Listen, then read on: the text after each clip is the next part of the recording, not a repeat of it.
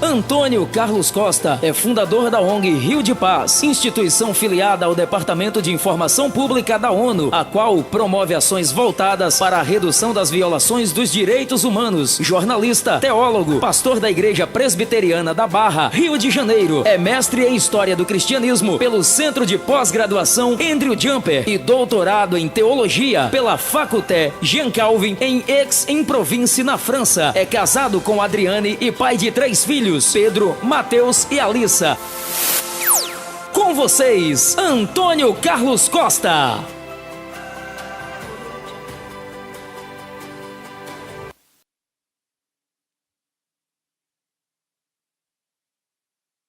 Alô, meus irmãos, uma boa noite para todos vocês, super honrado com o convite. Muito obrigado, Leandro. Que expressão de amor. E, ultimamente, esses convites para falar em congressos no Brasil me tocam especialmente o coração, em especial os que são feitos pelo Aleph. Porque depois que eu passei a pregar sobre alguns temas, senti que recebi um rótulo, algumas pessoas então estão convencidas, e não há o que as demova das conclusões a que chegaram, de que eu estou a serviço de uma determinada ideologia, só por falar em direitos humanos, falar em justiça social, falar em distribuição de renda, sabe, falar em condições dignas de trabalho, combater o fascismo, e pregadores até mesmo, membros das nossas igrejas, flertando com o totalitarismo. Então você acaba recebendo um rótulo e fica difícil você dele se desfazer. Então, quando eu recebo esses convites, eu me sinto assim, objeto de uma acolhida não preconceituosa. Agora, amados irmãos, a despeito, conforme disse a apresentação, me deixou muito lisonjeado,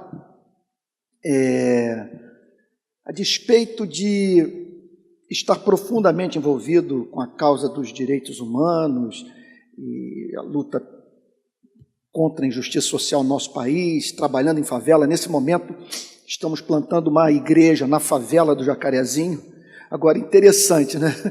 Em 6 ocasiões diferentes, nos últimos meses, nós levamos 200 tiros de fuzil e pistola. Num dos nossos encontros, no nosso trabalho filantrópico, durante o tiroteio, nosso pessoal teve que se jogar no chão, crianças tiveram que buscar abrigo. É impressionante, tivemos que cancelar 3 ou 4 cultos por causa de confronto entre policiais e bandidos. E Deus, contudo, tem nos dado graça e nós vamos fincar a bandeira do Evangelho naquela comunidade conflagrada. Mas, a despeito disso tudo, eu quero honrar o tema que me foi proposto, o convite que me foi feito. E não apenas isso, amados irmãos, procurar com base no resgate da verdade central da reforma, trazer à nossa memória o fato de que nós não podemos ser monotemáticos e divorciar o que quer que façamos nesse planeta da pregação do Evangelho, da proclamação da Palavra de Deus. Essa é a nossa principal missão. Então, meu propósito na abertura dessa conferência é o de falar sobre o Evangelho. E para tal, é meu interesse trazer a atenção de vocês para um texto que se encontra na carta de Paulo aos Filipenses. Carta de Paulo aos Filipenses, capítulo 3, a partir do verso 2.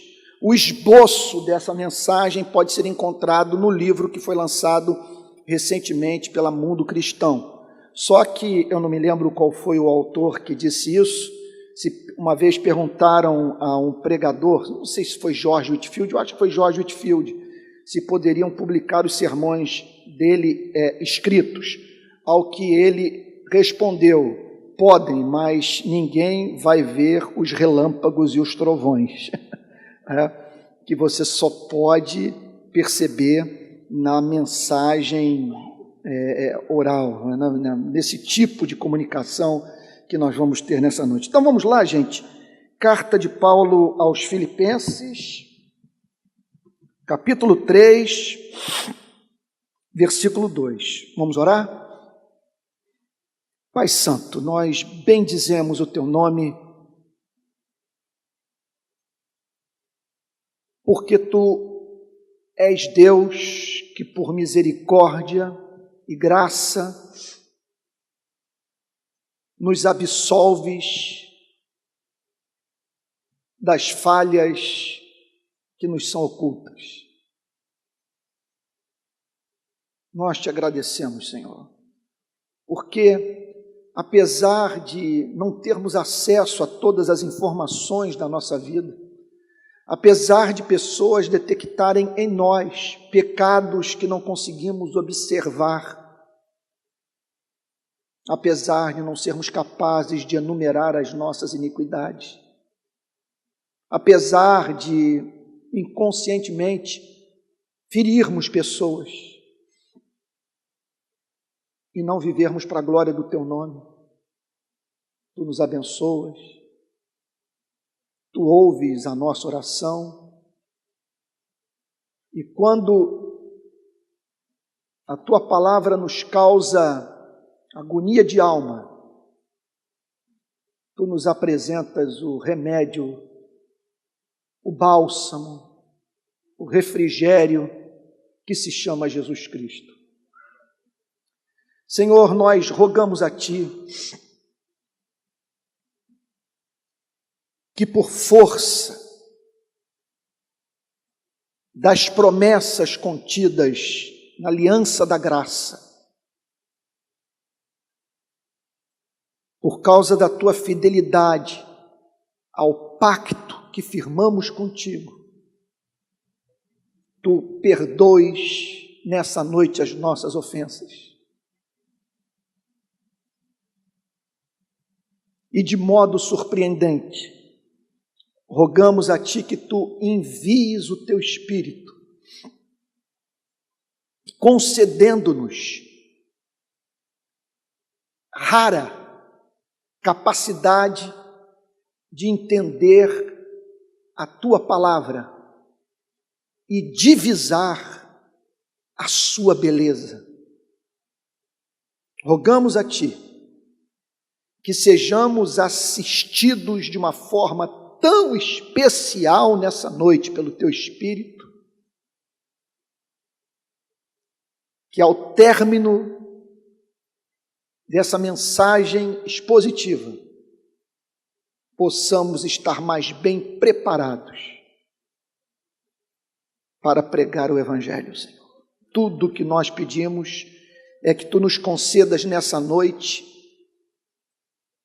graça, para que com arte, beleza, intrepidez, anunciemos a impressionante mensagem do Evangelho. É o que nós rogamos em nome do Senhor Jesus, com o perdão dos nossos pecados. Amém. Filipenses capítulo 3, versículo 2 diz assim: acautelai-vos dos cães, acautelai-vos dos maus obreiros, acautelai-vos da falsa circuncisão. Portanto, o apóstolo Paulo, nesse verso 2, chama a atenção da igreja de Filipos para o desserviço que estava sendo prestado à igreja mediante a pregação judaizante. Havia acontecido o seguinte: Jesus foi tirado do púlpito e em seu lugar foi colocado Moisés. Observem que o apóstolo Paulo, nesse verso 2, se dirige de forma dura a certos pregadores,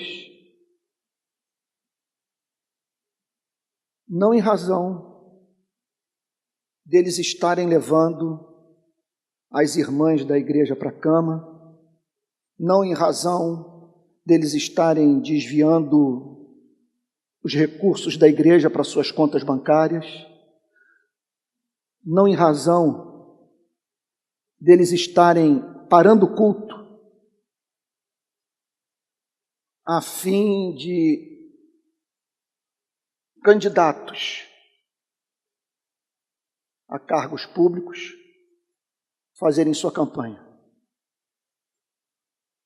Ele chama esses homens de cães pelo simples fato deles não pregarem o Evangelho. Eles não estavam anunciando a mensagem central da palavra de Deus. Porque observem, um homem pode passar um ano inteiro num lugar como esse, pregando a Bíblia, sem pregar o Evangelho. Uma coisa é pregar a Bíblia, outra coisa é pregar o Evangelho. O Evangelho é uma mensagem que está dentro da Bíblia. E eles não estavam pregando o Evangelho. O apóstolo Paulo os chama de cães, ele os chama de maus obreiros.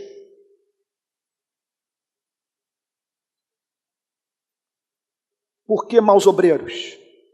Porque eles estavam deixando de pregar o Evangelho para pregar moralidade. Porque eles estavam ensinando as pessoas a não apenas dependerem de Jesus Cristo para a sua salvação, mas a dependerem de Jesus Cristo e de Moisés, do Evangelho da Lei. Eles estavam dizendo que para um gentio, um membro de igreja, egresso do paganismo, para ser salvo, era necessário que ele se tornasse judeu. Acautelai-vos dos cães, acautelai-vos dos maus obreiros. Eles estavam transformando a igreja numa usina de neurose, demonstrando grande incapacidade de protegerem o leitor das Sagradas Escrituras do conteúdo dela própria. Uma vez que a leitura desse livro, sem a mediação de nosso Senhor e Salvador Jesus Cristo, é absolutamente trágica para a sua e para a minha vida. Não conheço livro mais perigoso do que esse. Se Jesus Cristo não for a chave hermenêutica deste livro, ele é capaz de levá-la à loucura. Pois ele apresenta os mais santos, excelsos e nobres ideais morais, sob pena de quem não obedecê-los ser julgado por Deus. Só Jesus Cristo para nos proteger dessas ameaças. Só Jesus Cristo para curar a nossa fobia de Deus. Só Jesus Cristo para fazer com que este livro deixe de ser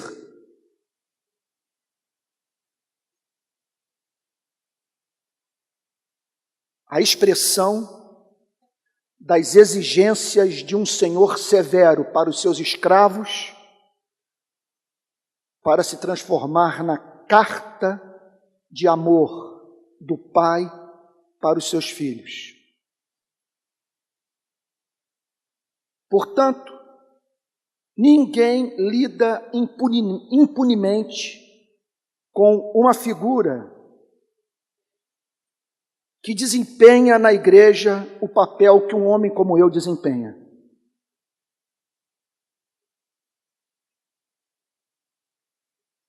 Se por algum motivo eu me transformar num pequeno Moisés, fazendo jus ao título de mau obreiro, eu me tornarei um instrumento do inferno na sua vida, na vida da sua mulher, na vida dos seus filhos.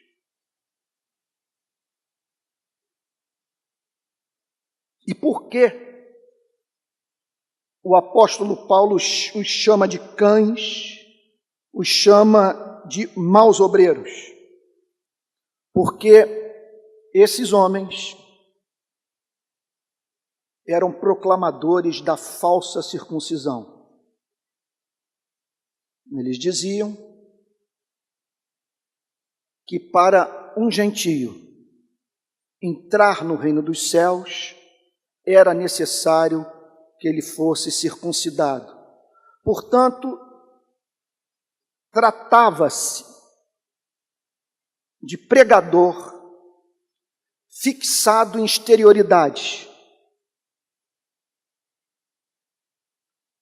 Um tipo de pregação que o apóstolo Paulo chamava de falsa circuncisão. Por que falsa circuncisão?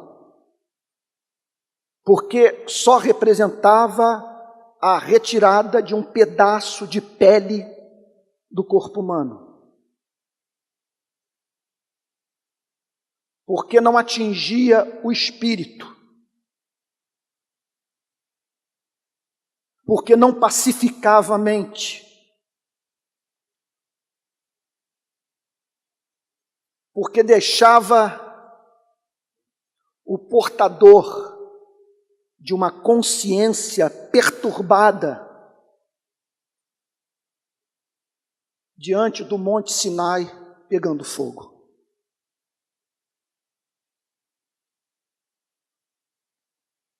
Eu diria para vocês o seguinte: é grande expressão do amor de Deus pela vida de um ser humano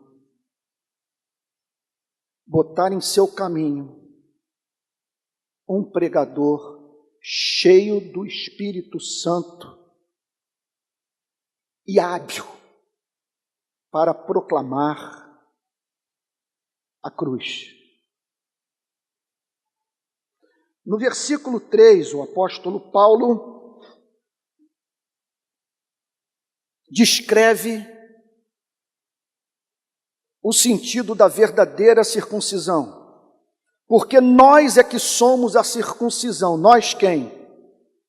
Ele, os apóstolos que estavam em Jerusalém, os missionários cristãos do primeiro século que pregavam o Evangelho. Nós é que somos a verdadeira circuncisão. Portanto, existe uma falsa circuncisão, existe uma verdadeira circuncisão. É muito importante, nesse sentido, que peçamos a Deus graça para discernirmos os espíritos e saibamos, em conexão a isso, que remédio ministrar à igreja em face da presença daquilo que poderíamos chamar de falsificação satânica da verdadeira obra do Espírito, uma vez que essa passagem nos ensina que para cada obra autêntica do Espírito Santo há uma falsificação satânica. Há a verdadeira alegria no Espírito Santo, há a falsa alegria no Espírito Santo.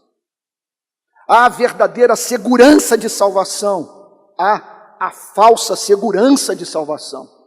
E há a verdadeira circuncisão como também há a falsa circuncisão. O que caracteriza a verdadeira circuncisão? O apóstolo Paulo diz, em primeiro lugar, adorar a Deus no Espírito.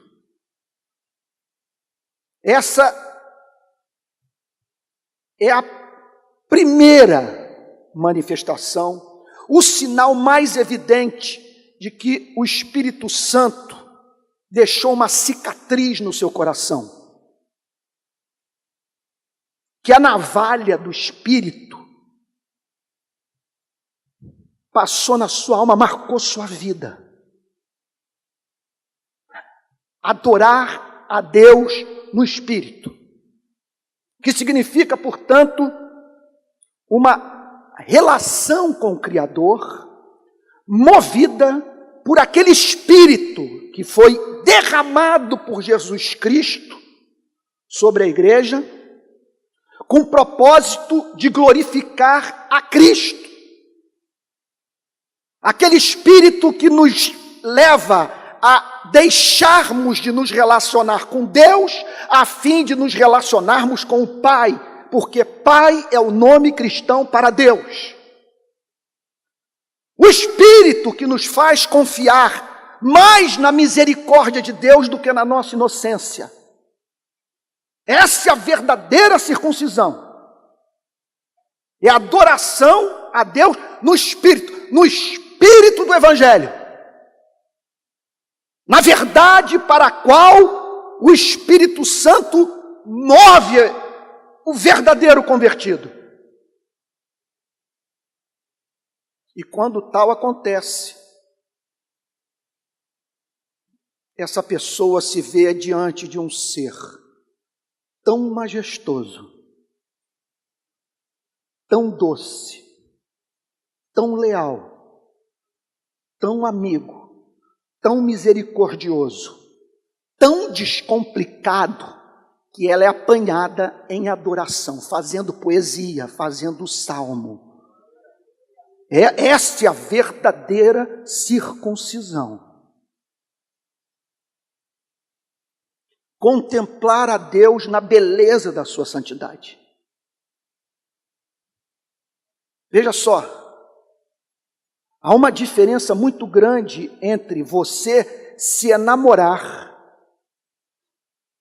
pelo sistema teológico da sua denominação, da tradição de cristianismo que você abraçou, e você adorar a Deus.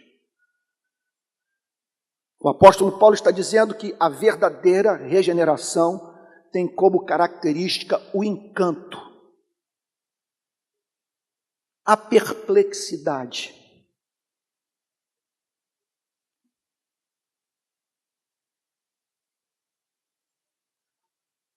A adoração a esse que se revelou na vida do seu único filho.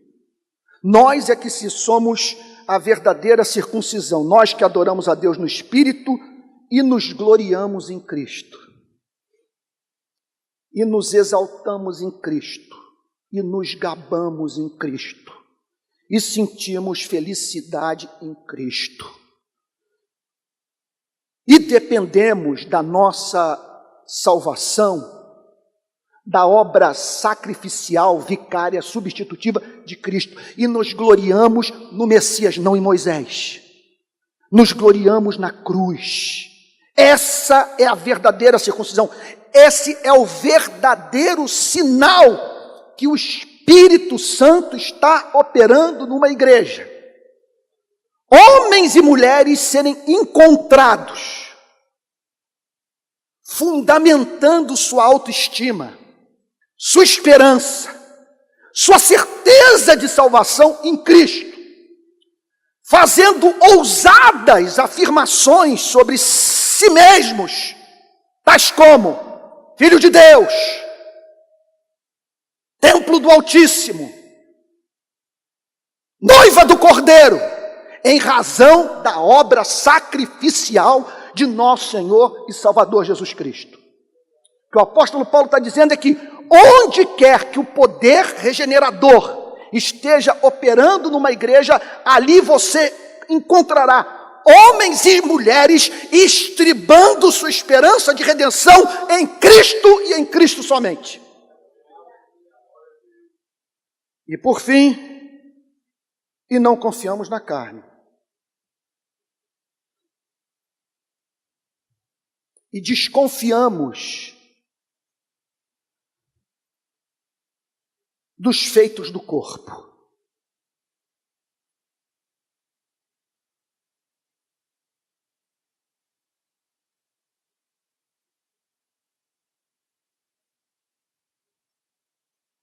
E não dependemos de esmola, de socorro ao pobre, de distribuição de folheto, cantar no coral, decorar versículos das Sagradas Escrituras, para fundamentarmos a nossa certeza de salvação. Nós não confiamos na carne, não confiamos nos feitos do corpo. Pedimos até mesmo a Deus que, por misericórdia, Ele aceite as nossas boas obras que invariavelmente vêm manchadas pela presença do pecado.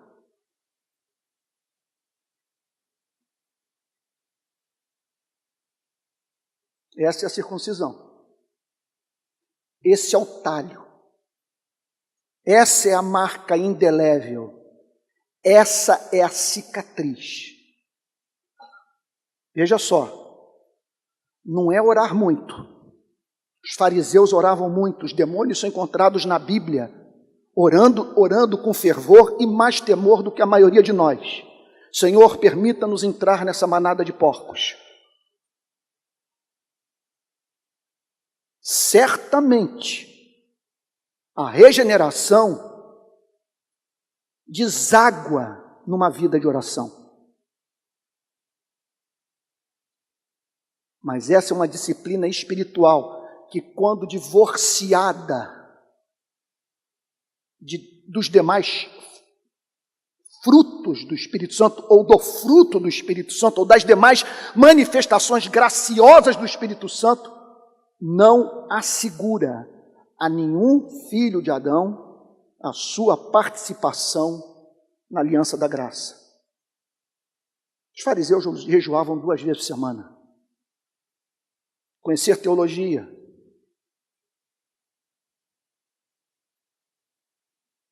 Cuidar do necessitado. Ser fiel ao cônjuge.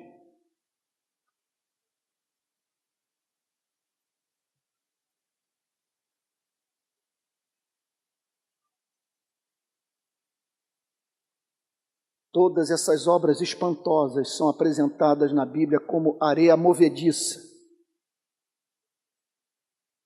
para fundamentar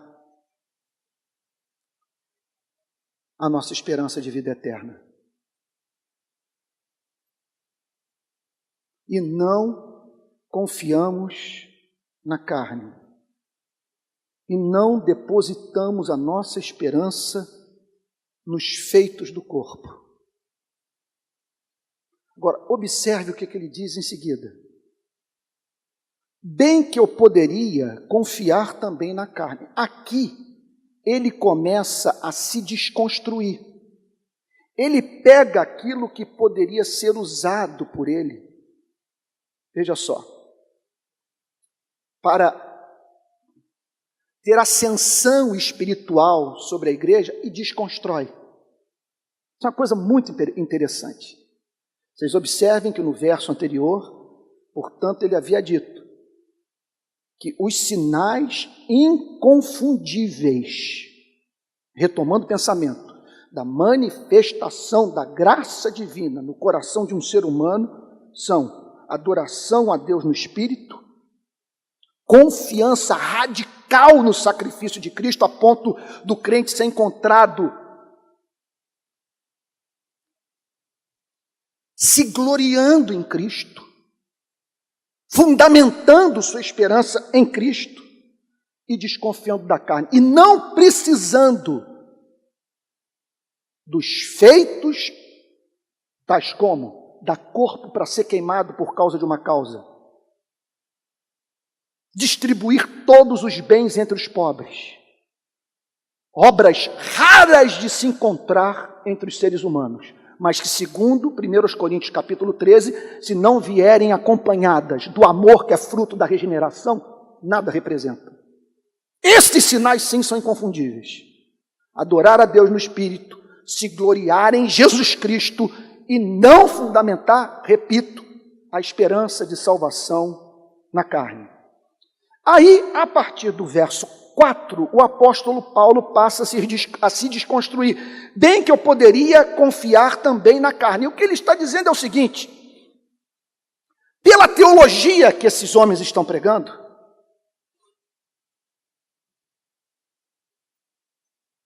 mais do que todos eles juntos, se há alguém que poderia confiar nos feitos do corpo, essa pessoa sou eu.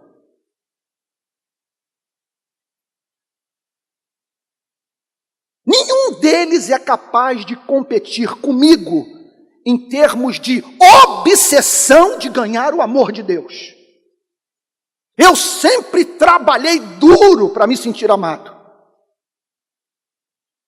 Fiz o que estava ao meu alcance para ganhar a afeição de Jeová, para chamar a sua atenção,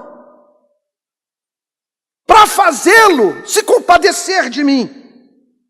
Se qualquer outro pensa que pode confiar na carne, eu ainda mais. E aí, a partir do verso 5, ele passa a fazer uma apresentação do seu currículo, das obras impressionantes, da extensão da sua fidelidade ao pacto das obras, da sujeição da sua vida a Moisés. Feitos inigualáveis na história do judaísmo. Olha o que ele diz: circuncidado ao 8º dia, não tinha consciência de nada, e meus pais aplicaram na minha vida o selo da aliança, uma vez que eles entendiam que eu, sendo filho de crentes, fazia parte do povo de Deus. E aí me circuncidaram. Ou seja, a minha dedicação a Jeová é anterior à minha tomada de consciência da sua existência. Uma vez que, quando eu não conseguia discernir entre o certo e o errado, os meus pais já haviam me consagrado a Deus e permitindo que fosse aplicado na minha vida o selo da aliança, a circuncisão. Portanto, vejam, eu poderia ter interesse pessoal em defender o que esses homens estão falando, porque essa é a minha história, essa é a minha vida. Eu tinha vínculo emocional com essa verdade. É algo que fez parte da minha história. Circuncidado ao 8º dia, da linhagem de Israel.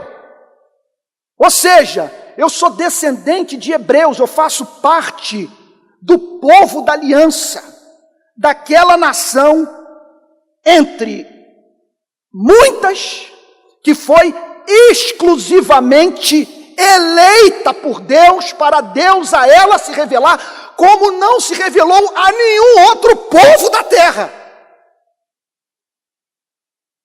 Eu sou descendente de hebreus, eu faço parte do povo da aliança. Eu tenho o código genético de Abraão, é o que ele está dizendo. Da tribo de Benjamim. de uma das tribos do sul, que não entrou em intercurso sexual, que não construiu família com nações pagãs, que manteve a pureza de raça. Hebreu de hebreus. Portanto, descendente por parte de pai e mãe do povo da aliança. Quanto à lei, quanto à submissão à lei, quanto à relação,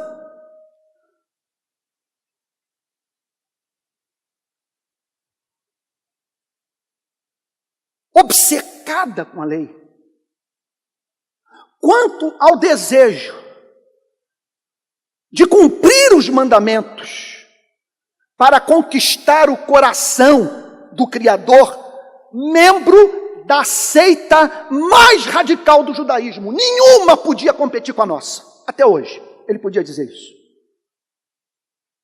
Vocês são testemunhas que antes de eu me converter, eu fazia parte da seita mais legalista do judaísmo. Quanto ao zelo, note bem, é um traço da sua personalidade e fruto da forma como ele via as coisas. Quanto ao zelo, quanto à paixão,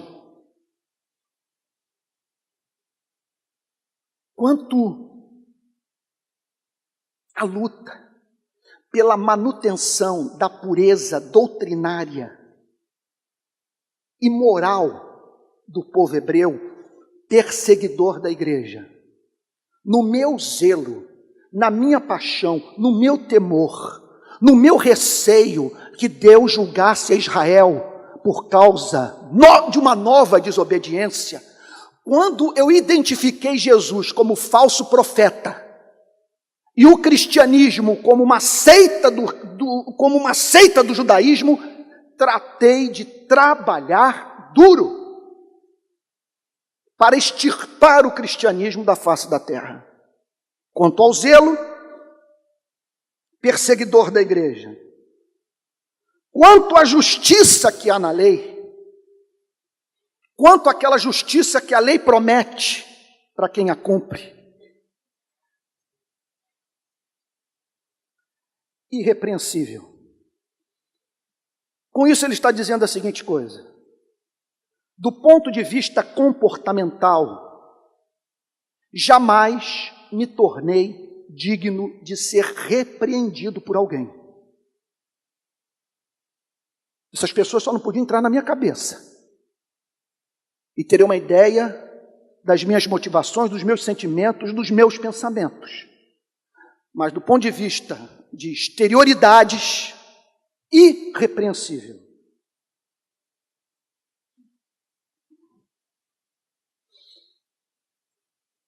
E aí, a partir do verso 7, nós entramos no âmago do Evangelho. E aquilo sobre o que eu passarei a pregar é o que de mais importante foi pregado no púlpito dessa igreja. Não estou dizendo que antes de mim não houve quem pregasse com mais unção, com mais graça. Não estou dizendo isso.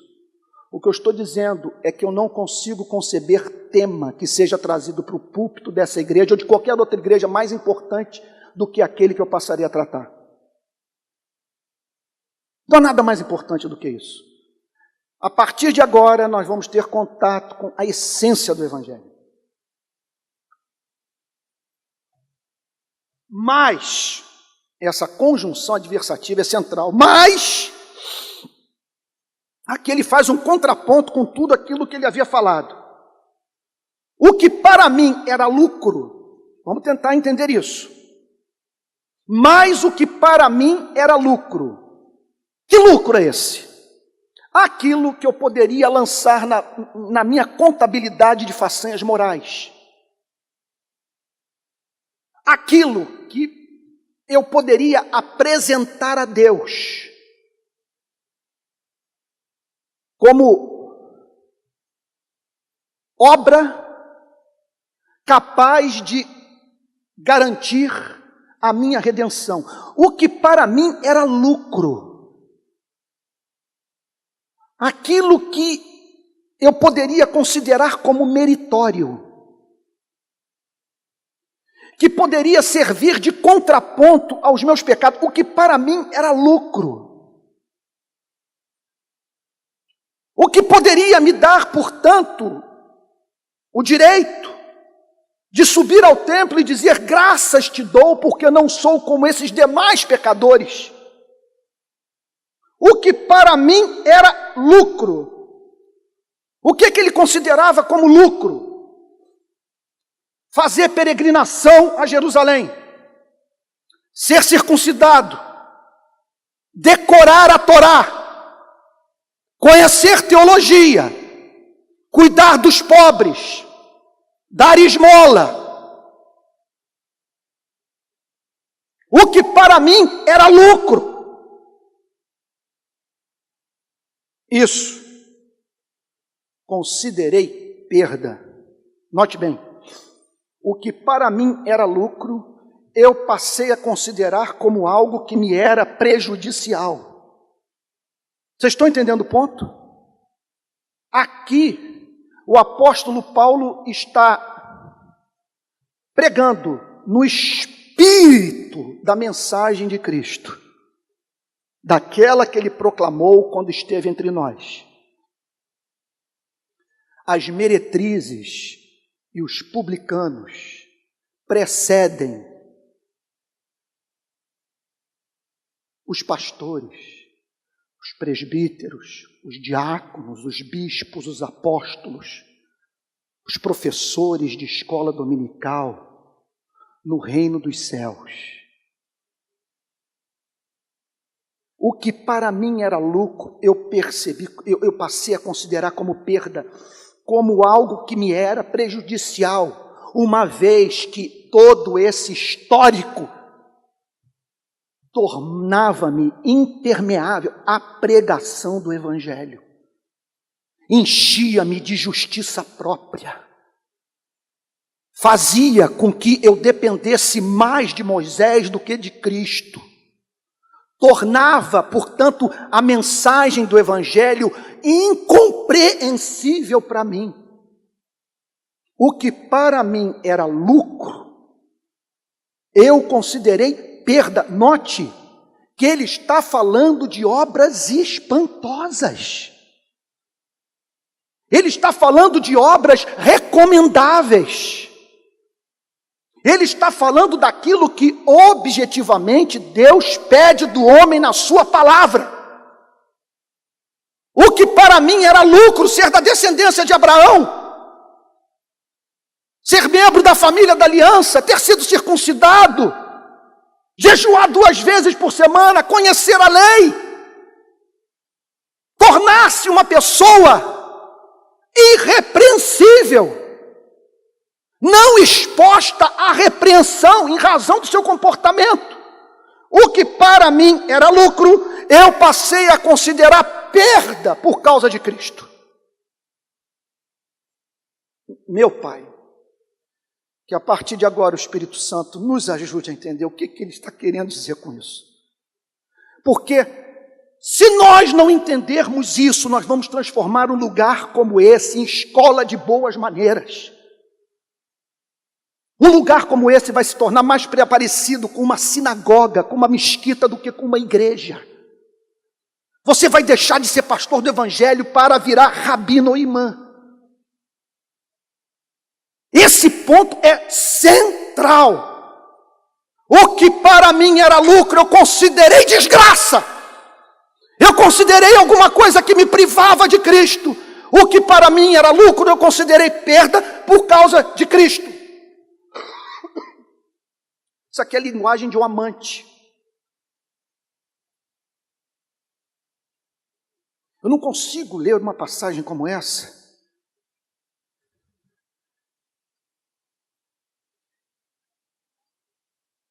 aqui é uma coisa talvez bem masculina.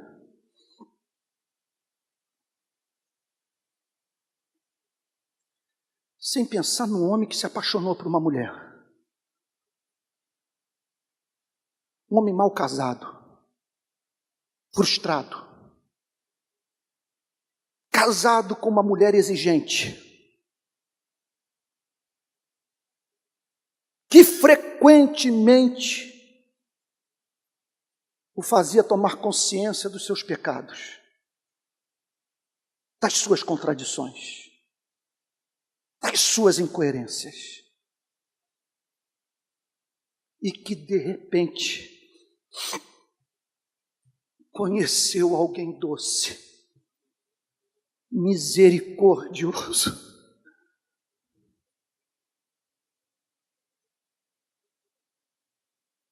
por quem ele se apaixonou. O que para mim era lucro, eu considerei perda por causa de Cristo. Porque encontrei em Cristo algo que eu não pude encontrar no judaísmo. Encontrei no Evangelho o que eu não fui capaz de divisar no farisaísmo. Palavras de Martim Lutero. Porque no Evangelho, meu Pai, que declaração! Deus tira os nossos olhos do Monte Sinai pegando fogo, relâmpago, terremoto. Quem tocar no monte morre, e nos faz olhar para o bebê mamando no seio de Maria. Esse é o Evangelho. O que para mim era lucro, considerei perda por causa de Cristo. Ou seja, eu tive que desconsiderar todo o resto. Não havia mais espaço para eu basear a minha salvação nas minhas lágrimas, nos sacrifícios, na guarda dos dias sagrados, no Shabá, na circuncisão, na castidade, no cuidado do pobre. Considerei tudo como perda por causa de Cristo. Eu compreendi que para mim era necessário esvaziar as minhas mãos para receber o presente da salvação. Irmãos, eu falo nesses termos porque isso tem que ser inculcado nas nossas igrejas, senão nós não estaremos pregando o Evangelho. Aí talvez você esteja dizendo, mas pastor, isso é perigoso. Mas é claro que é. Não vai faltar canalha se sentindo livre para ser muito mal porque Deus é muito bom. Mas eu não estou pensando na canalha.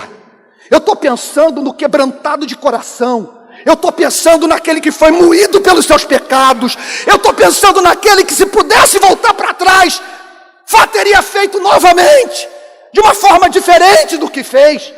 Eu estou falando naquele que foi pegado dentro do motel, trazido para o templo pelo pastor, e humilhado, envergonhado, não sabe o que fazer da sua vida, não tem resposta a dar.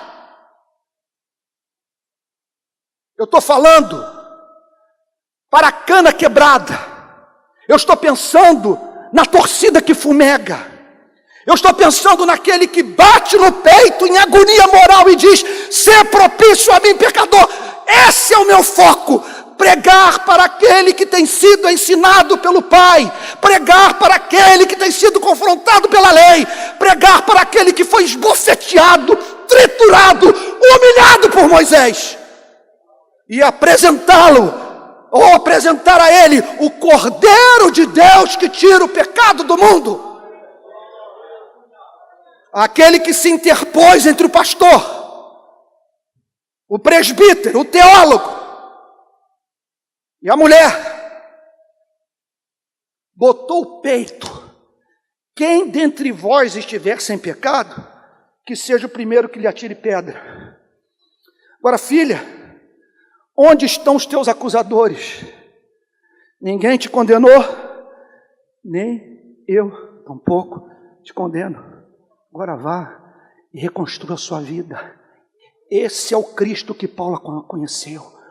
O Cristo que se colocou entre a mulher e o pastor, entre a mulher e a igreja, entre a mulher e a teologia, entre a mulher e Satanás, entre a mulher e a lei, entre a mulher e Moisés, entre a mulher e a morte, entre a mulher e o juízo final, entre a mulher e a sua consciência, entre a mulher e a cultura religiosa do seu tempo, e disse: estás livre, livre para reconstruir sua vida na presença desse Deus que é capaz de oferecer uma memória apagada para o quebrantado de coração. Você tem pregado isso na sua igreja? Sabe qual é o teste para saber se você está pregando o evangelho na sua igreja? Sua pregação leva aquele que o ouve a dizer: quão formosos são os pés do que anuncia boas novas. Sabe qual é o teste? É o ouvinte ouvir a sua mensagem e dizer: isso é muito bom para ser verdade. Sabe qual é o teste para você saber que está pregando o evangelho? E as pessoas o acusarem de antinomianista. Olha, ele prega contra a lei. Ele está dizendo que as pessoas estão agora sem lei.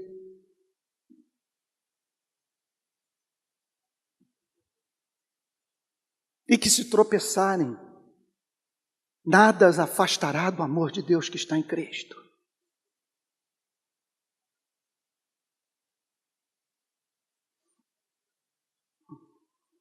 Mas o que para mim era lucro, isto considerei perda por causa de Cristo. No verso 8, ele declara sim. Eu gosto desse sim. Sim, deveras. Sim, deveras. Você entendeu o sentido do sim, deveras? Veja só. Você não pode pregar sobre essa mensagem dando a impressão que você não crê no que proclama. Esse sim deveras é fruto de experiência, fruto de paixão, de convicções profundas. Isso não tem seminário, não tem curso de plantação de igreja que ensine. Se você não passou por agonia metafísica, por agonia moral, se você não viu o inferno, se você não se desesperou, você jamais entenderá essa linguagem. Você jamais entenderá o que se passava com Charles Spurgeon,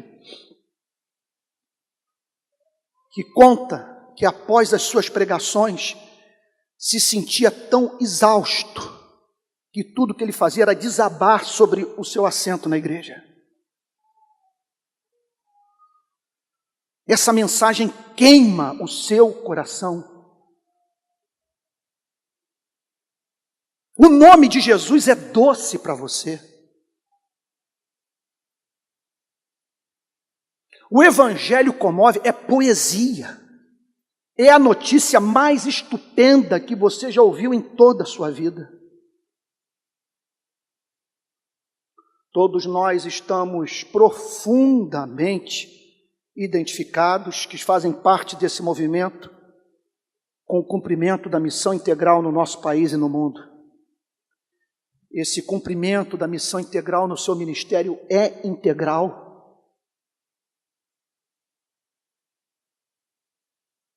Você tem proclamado Jesus Cristo.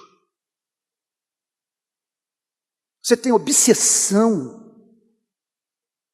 por tornar esse nome santo conhecido. O cristianismo é experimental para você.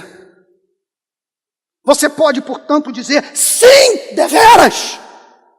Sim, deveras! Considero tudo como perda. Em que sentido? Considero todas estas obras como algo que me é prejudicial quando elas tentam se apresentar a mim na forma de fundamento da minha redenção. Sim, deveras, considero tudo como perda por causa da sublimidade do conhecimento de Cristo. Aqui a Bíblia faz uma covardia com o pregador. E como pregar sobre uma coisa como essa? Sim, deveras considero tudo como perda por causa da sublimidade do conhecimento de Cristo.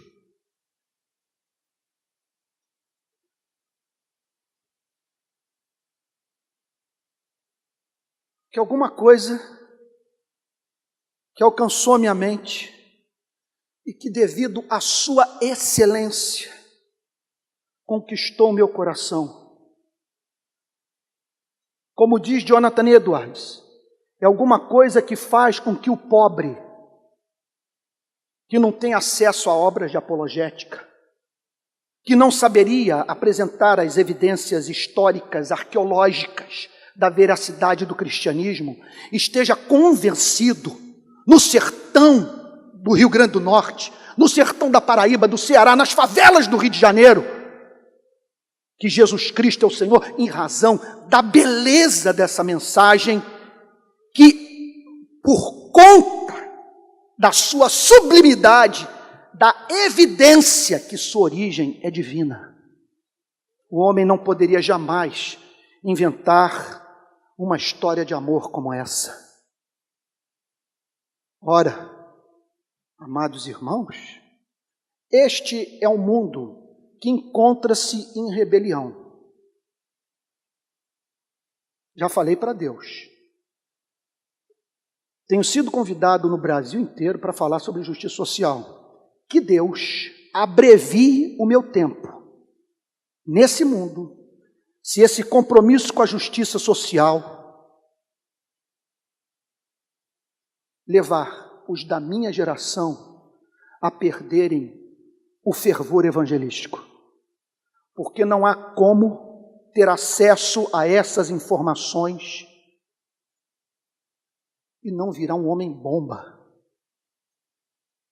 Sim, quem conhece o evangelho de modo experimental, a partir de resposta para a sua agonia, vira um homem bomba. Explode a si mesmo em amor, a fim de que todos vivam. Ora, esse é um mundo em rebelião. Isso é uma doutrina empiricamente comprovável. Olhem para as desigualdades sociais. Olhe para o fato de que em todas as fomes coletivas que houve nos últimos anos, havia oferta de alimento no planeta suficiente para saciar a fome de todos os seres humanos. Qual o nome disso? Pecado. Somos promotores de guerra. No nosso caminho, há destruição e miséria. Qual a maior verdade sobre sua vida, sobre a minha vida? Você e eu somos obcecados com a nossa própria felicidade, com a nossa felicidade pessoal. Você é louco de amor por você mesmo. E por isso você mente muito. Por isso você é capaz de passar por cima do próximo e o ignorar. A tal ponto que John Stott diz algo com o qual eu concordo inteiramente. É um erro você dizer que tem 3 grandes mandamentos no mandamento de amar. Amarás o teu próximo como a ti mesmo e amarás a Deus com todo o seu ser. Então tem gente que diz que Deus nos chama para amar a Deus, amar ao próximo, mas não sem antes amar a nós mesmos. E que o verdadeiro amor por Deus e pelo próximo começa a partir do momento que nós passamos a nos amar pelo amor de Deus, diz John Stott. Não há um texto das Sagradas Escrituras que ensine uma sandice como essa, pois a Bíblia parte do pressuposto que nós somos ensandecidos de amor por nós mesmos. Até quando nós nos boicotamos, nós o fazemos por amor.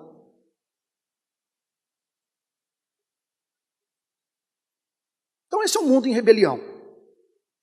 Matamos animais por esporte, destruímos florestas, poluímos rios e mares.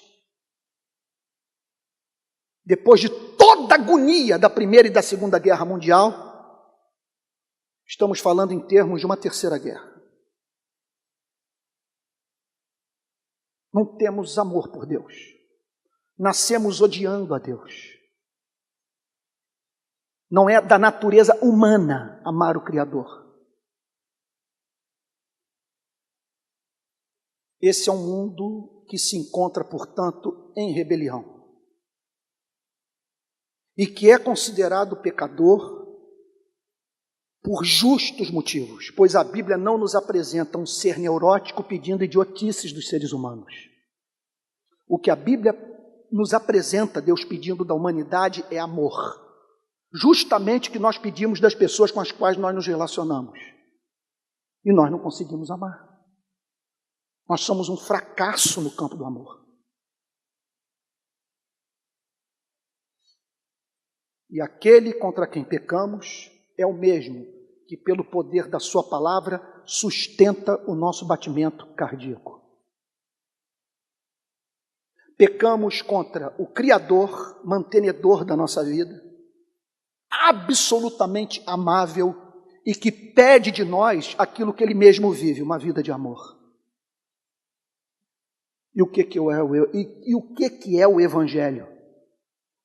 É o anúncio da mensagem que no mundo que se encontra em rebelião, que se rebelou contra o Rei do Universo, o Rei enviou o seu único Filho para se reconciliar com os rebeldes. De maneira que esse Deus desviou a sua ira da humanidade como um todo e a trouxe para o seu único Filho, punendo em si, na pessoa de Jesus Cristo, os nossos pecados. Vocês estão entendendo a linguagem do apóstolo Paulo?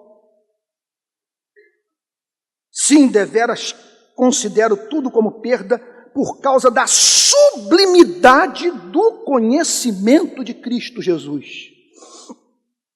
Por causa dessa revelação. Por esse evangelho que tirou os meus olhos do Sinai e que me fez entrar naquele estábulo e me agarrar àquele bebê e dizer: Senhor meu e Deus meu.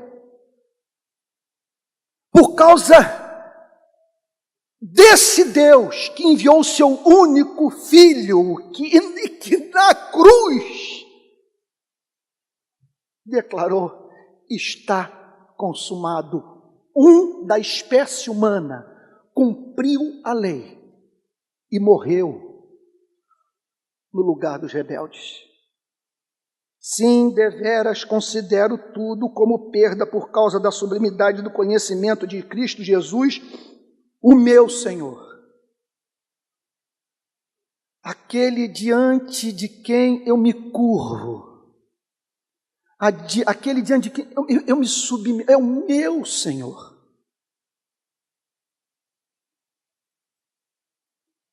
Por amor do qual?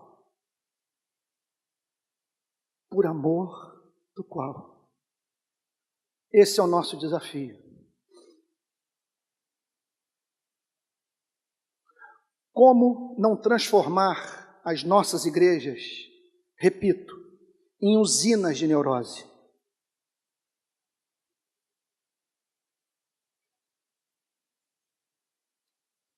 É levar as pessoas no poder do Espírito Santo a uma tal compreensão do Evangelho que elas não precisam de lei para fazer a vontade de Deus. Por amor do qual? É o comportamento ético tornado espontâneo. Irmãos, não queiram falar sobre ética sexual evangélica num mundo como esse, sem a mediação do Evangelho.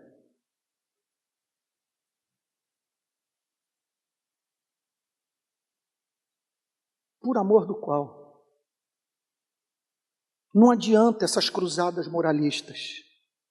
Acabei de ver agora um documentário no Netflix sobre a emenda constitucional americana que obrigava os bares que vendiam bebidas alcoólicas nos Estados Unidos serem fechados, como também proibia a fabricação de bebida alcoólica. No documentário fica evidente que tudo se deu graças ao lobby evangélico. Crentes pegavam martelo, iam para os bares e quebravam tudo. Mulheres davam testemunho nas igrejas aos prantos, falando sobre a desgraça da bebida alcoólica. O álcool está acabando com os Estados Unidos. Vamos legislar sobre moral privada. Vamos promulgar uma lei.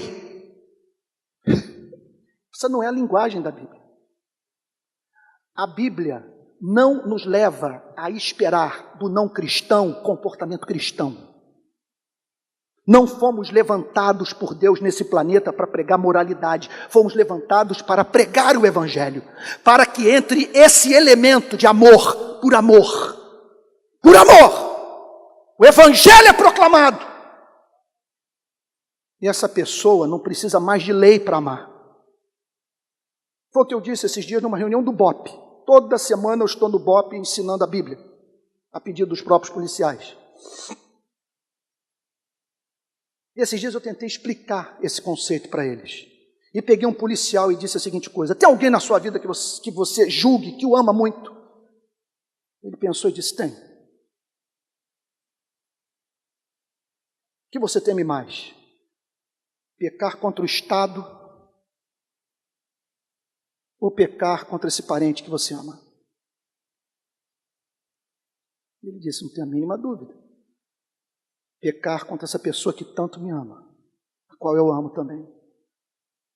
Eleve isso ao cubo, ao infinito, e você terá a ideia de um ser racional, regenerado. Com a compreensão de um evangelho que ganhou espaço na sua mente e passou a fazer morada no seu coração. E você terá ideia, portanto, da vida do crente. É por amor. Por amor. Olha, tem duas ilustrações ridículas que eu vou usar agora, que talvez ajudem a entender o ponto. Teve um período da minha vida que eu andava com carro velho. Aí declarei, bati o pé no chão e disse: não sou caldo da sua cabeça, não posso ficar andando com carro velho. A partir de agora eu declaro que só vou andar de carro novo. Bom, e então passei a ter carros assim simples, porém novos. Por quê? Moro em Niterói, minha igreja na Barra. Trabalho nas favelas do Rio de Janeiro, cruzo linha amarela, linha vermelha. Cada hora eu sou chamado para subir um morro. Eu não posso ficar parado numa noite escura, em área conflagrada. Já tinha vivido a experiência de carro parar em túnel, parar na ponte Rio-Niterói, eu com minha mulher e meus filhos. Teve uma, ou duas, ou três ocasiões que eu saí da concessionária com o carro sem placa. Que significava, portanto, que eu não seria flagrado pelos pardais, que estão espalhados pela região metropolitana do Rio de Janeiro. Eles não tinham como me detectar. Não tinham como me acusar, não tinham como me punir.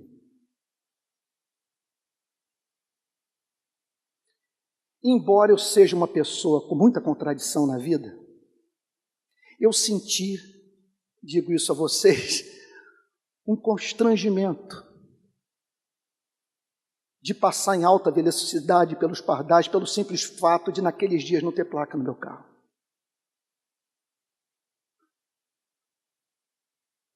Penso que esse é o espírito que deveria penetrar na igreja. Que espírito é esse? Quando nós pecamos, nós não pecamos contra a lei, nós pecamos contra o amor. Não estamos mais casados com a senhora lei, estamos casados com Jesus Cristo. Então nós não precisamos do temor, das ameaças da lei. para nos submetermos a Deus, porque entrou na nossa vida esse elemento de gratidão, de fascínio, de encanto. Vejam agora a legislação do Uruguai com relação ao uso da maconha. Você está no Rio Grande do Sul, com uma certa quantidade de droga, especialmente se você for negro e pobre, você vai ser acusado de traficante, vai ser posto numa viatura, levado a uma delegacia, em seguida lançado numa prisão.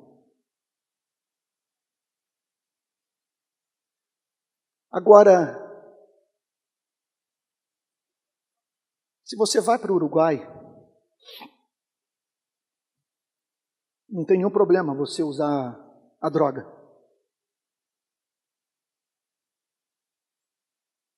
O Uruguai legalizou o uso da maconha. Se vocês me permitam dizer, sem querer banalizar a coisa, o Evangelho nos põe no Uruguai.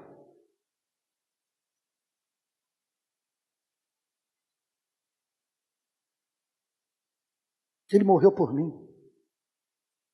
Os meus pecados do passado, do presente e do futuro foram todos cravados na cruz.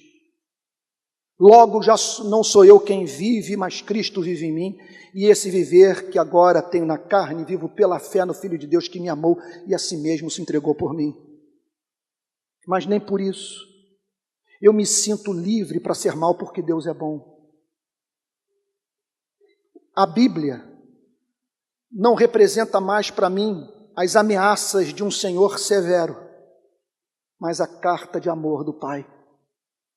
E é esse elemento de espontaneidade que tem que entrar nas nossas igrejas. Essa é a verdadeira liberdade dos filhos de Deus. É uma mensagem perigosíssima, porque ela o coloca no abismo moral. Martin Lloyd-Jones chega ao ponto de dizer o seguinte, que você pode comparar a subida de uma montanha. Se você caiu, se você tropeçou, você não precisa voltar para o sopé do monte para retomar a caminhada. Você pode se levantar do lugar onde caiu, porque o Evangelho o habilita a tal. Isso é o Evangelho. Isso é o Evangelho. E se essa mensagem não entrar nas nossas igrejas com todo o seu perigo, o que vai acontecer é que nós vamos ter jovens raivosos, conforme você vê nas redes sociais, rapazes na casa dos 20, no início dos 30 anos, com a cabeça branca.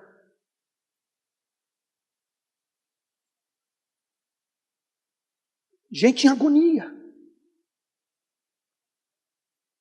Não existe experiência mais devastadora para a vida de uma igreja do que você tirar Jesus Cristo do púlpito e colocar Moisés. Isso tem que ser martelado na nossa cabeça. Nós somos proclamadores de boas novas. Uma boa notícia. Não estou dizendo que, veja só, que nós não devamos mais nos preocupar em viver a lei do amor. Não estou dizendo isso, o que eu estou dizendo é que o espírito muda, porque a partir do momento da conversão, a sua relação com Deus passa a ser mediada por esse sangue que foi derramado. Você passa a gozar desse status, e a compreensão dessas verdades emancipa o ser. Gera essa motivação. É mais ou menos o seguinte: Jacó serviu a Labão 7 anos por causa de Raquel. E esses foram como poucos anos pelo muito que a amava. Sem esse elemento de amor, esse lugar aqui é um inferno. Nós precisamos que Cristo nos proteja da Bíblia. Não leia esse livro sem Jesus Cristo. Jesus Cristo é a chave hermenêutica para a compreensão das Sagradas Escrituras, e foi isso que Lutero ensinou a exaustão no século XVI, que temo que tenha se perdido nos nossos púlpitos, e fazendo, portanto, com que haja tanta hipocrisia, tanta queda, tanto desvio, tanta gente neurótica no nosso meio. Por amor do qual perdi todas as coisas e as considero como refúgio para ganhar a Cristo. Por amor a Ele, eu perdi todas as coisas e as considero como refúgio. Aí você vai no Novo Testamento grego e procura encontrar o sentido da palavra refúgio. Excremento de animal. O que a Bíblia está dizendo é que quando você comparece diante de Deus, a fim de ganhar a sua aceitação, com esmola, com folhetos distribuídos, com castidade, com abstinência de bebida alcoólica, seja qual for a sua façanha moral, quando você vai a Ele para apresentar essas obras na perspectiva de ganhar o seu amor, você está oferecendo a Deus estrume. Essa é a palavra dura que o apóstolo Paulo está usando. E as considero como refúgio para ganhar a Cristo. Aqui, portanto, uma afirmação central. Só existe uma oferta que nós podemos apresentar a Deus que esteja à altura da sua glória, da sua majestade. Essa oferta chama-se Jesus Cristo. Jesus, não tente apresentar nada a Deus que não seja Jesus Cristo. Se você tiver que orar com esperança de ser ouvido, que tenha como fundamento Jesus Cristo, que você o faça em nome de Jesus Cristo. Se você ansiar por entrar no Santo dos Santos, que você o faça fiado no sangue de Jesus Cristo. Palavra de Martim Lutero: quando eu me aproximo de Deus, o faço confiando mais na sua misericórdia do que na minha inocência. E ser achado nele, o último versículo da noite, e ser achado nele não tendo justiça própria. O que é a justiça própria? É aquela que eu atribuo a mim mesmo. É o que me faz crer que Deus se tornou devedor. É o que me leva a colocá-lo na parede, a reivindicar bênçãos. Não tendo justiça própria que procede de lei, senão a que é mediante a fé em Cristo. O que ele está dizendo aqui é que uma é a justiça infundida, outra é a justiça imputada. A salvação não é resultado de justiça infusa, é resultado de justiça imputada. Não é justiça passando a ser confundida com santificação. Significa, portanto, uma justiça que me é dada, uma justiça instantânea, uma justiça perfeita, uma justiça que não é processual. Palavra de Martim Lutero: uma justiça que cai do céu como a chuva, que eu não faço nada para conquistá-la, simplesmente vem do céu sobre a minha vida. Teria muito mais o que falar. Justiça que procede de Deus, que é dada por Deus, mediante ou baseada em fé. Vou terminar, teria muito mais coisa para falar. Irmãos queridos, o que estamos pregando nas nossas igrejas?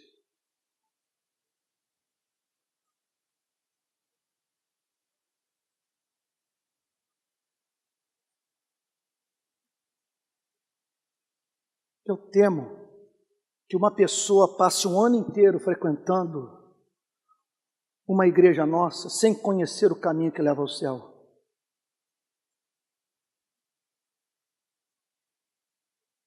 Jonathan Edwards conta que após o primeiro despertamento que houve nos Estados Unidos no século XVIII, através de seu ministério e do ministério de George Whitefield, ele parou para fazer um levantamento das pregações que ele trouxe para o púlpito da Igreja Congregacional de Northampton antes do avivamento. E ele descobriu que todas elas versavam sobre o mesmo tema: justificação pela graça mediante a fé. É essa doutrina que faz os céus se abrirem. É essa doutrina que, quando proclamada, é honrada pelo Espírito Santo. Em nome de Jesus, não transforme igreja em ONG. Tanto quanto você, eu fico louco com o planeta, eu fico louco com a condição da classe trabalhadora, eu fico louco com a desigualdade social. Eu fico louco com a miséria. Eu fico louco de ver pessoas trabalhando 10, 12 horas por dia, 6 vezes por semana, sem terem tempo para o sexo, para a literatura, para a poesia, para a oração, para o cuidado de si mesmos, para o investimento em suas próprias vidas, para que possam ascender socialmente. Mas em nome de Jesus, nós somos meu Deus, os porta-vozes dessa mensagem. Nós não podemos ficar calados.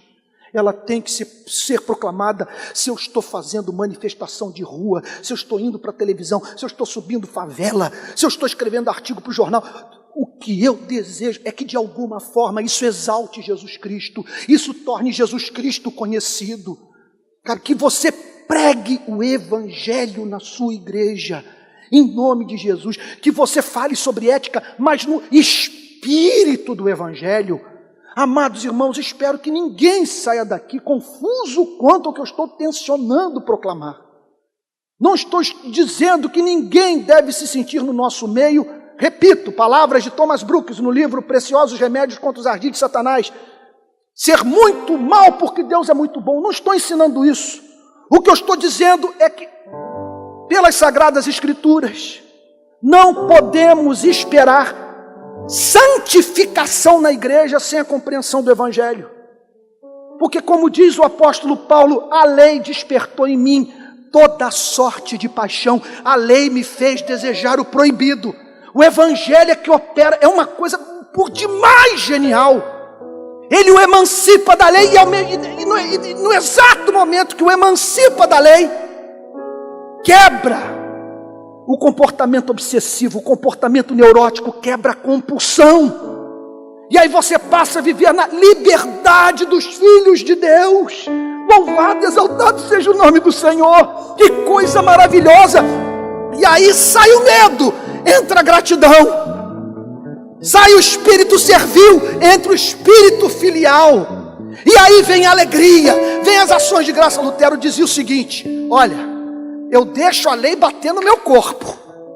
Ela pode me esmurrar, bater no meu corpo. Como diz o apóstolo Paulo, esmurro o meu corpo, eu reduzo a servidão, para que, tendo pregado a outros, não venha eu mesmo a ser desqualificado. Lutero dizia, admito, e Calvino, admito o uso civil da lei. Admito a lei como caminho de santificação. Mas o que eu não posso permitir é que ela entre aqui, olha, na minha consciência. Aqui reina Jesus Cristo, aqui reina o Cordeiro, aqui reina o sangue, aqui reina a graça. E eu não vou gastar tempo com Moisés, eu não vou gastar tempo com o diabo. E ele se aproximará de mim e apresentará a fiera de iniquidade da minha vida. E eu vou poder dizer para ele: você se esqueceu também desses e outros pecados que por algum motivo você não mencionou. Mas o que eu tenho a lhe dizer é que Deus amou o mundo de tal maneira que deu seu Filho unigênito, para que todo aquele que nele crê não pereça, mas tenha vida eterna. Então, amados irmãos, nós que somos amantes da missão integral, temos que emitir uma nota para a nação, que temos fervor missionário, que temos compromisso com plantação de igreja, que pessoas estão sendo batizadas no nosso ministério, que há fruto.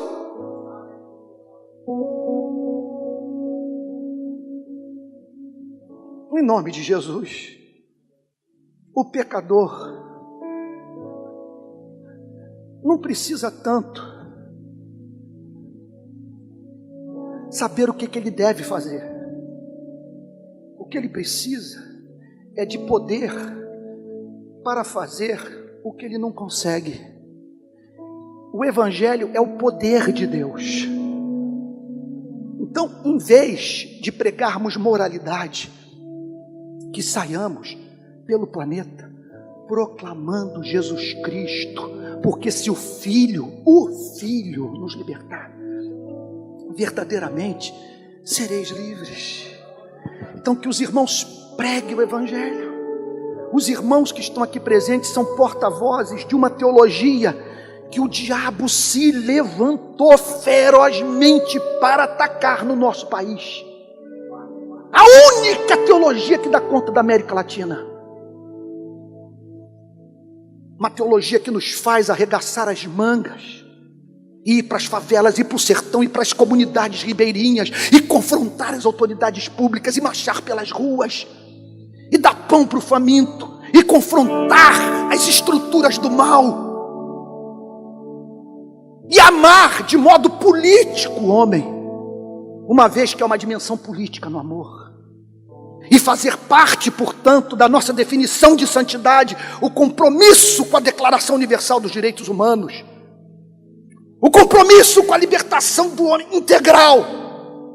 Agora, irmãos, quando demonstramos mais amor por partido político do que pela igreja, mais amor por bandeira ideológica do que pelo Evangelho, quando falamos mais fervorosamente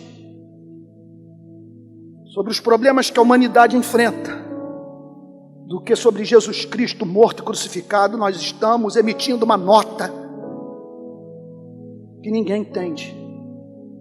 E temos sido objetos de críticas, muitas das quais justas, que não pode missão integral que igreja não cresce.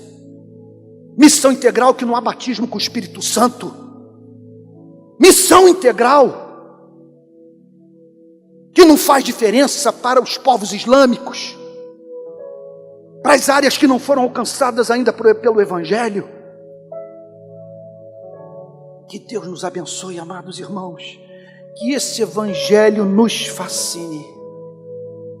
E que pessoas nas nossas igrejas sejam encontradas com vontade de dançar, de fazer poesia, de levantar as mãos para os céus, pelo simples fato de finalmente terem encontrado um Deus descomplicado, doce e amável, tal como foi revelado na vida e mensagem de nosso Senhor e Salvador Jesus Cristo. Vamos ficar de pé e vamos orar?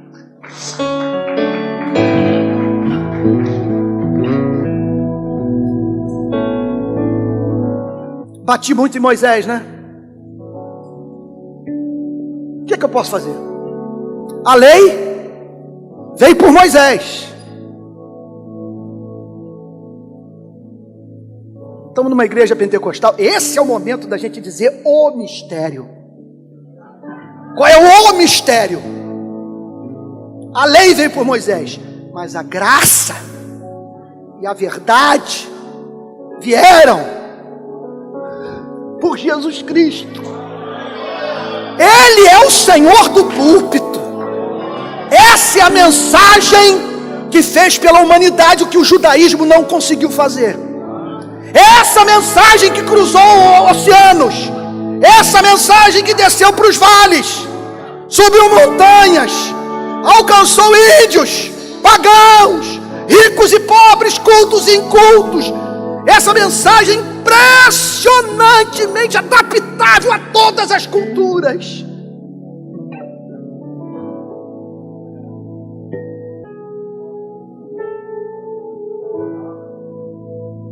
Mensagem quilométrica como essa, minha consolação é o apóstolo Paulo.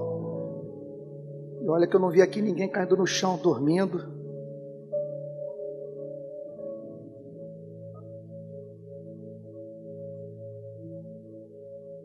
Se os irmãos me permitem dizer,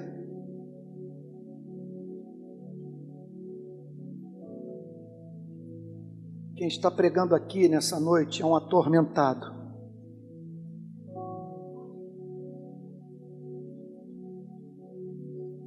Eu não poderia ter a mente que eu tenho sem a iluminação do Evangelho. Eu posso dizer para vocês que não teria tempo para descrever nessa noite as minhas agonias, que eu vi o inferno. O inferno da convicção de pecado, que se tivesse durado mais alguns minutos eu teria um colapso. Um inferno de olhar para a vida e perceber que nada tem sentido. Até um dia que esse evangelho me foi apresentado. E hoje, o evangelho é o mantenedor da minha sanidade mental. E se eu prego de modo caricato, como um louco, é porque a graça me fez enlouquecer por essa verdade. Não consigo me dedicar mais nada na vida, ter uma outra ambição, uma outra esperança. Me sinto assim.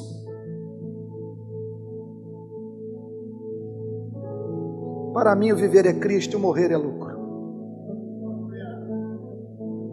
Estou certo que, pelo seu cuidado providencial, Deus me mantém vivo, em razão do desejo de que, seja pregando, seja vivendo o cristianismo, Jesus Cristo seja glorificado. Não há nada mais estupendo do que o Evangelho.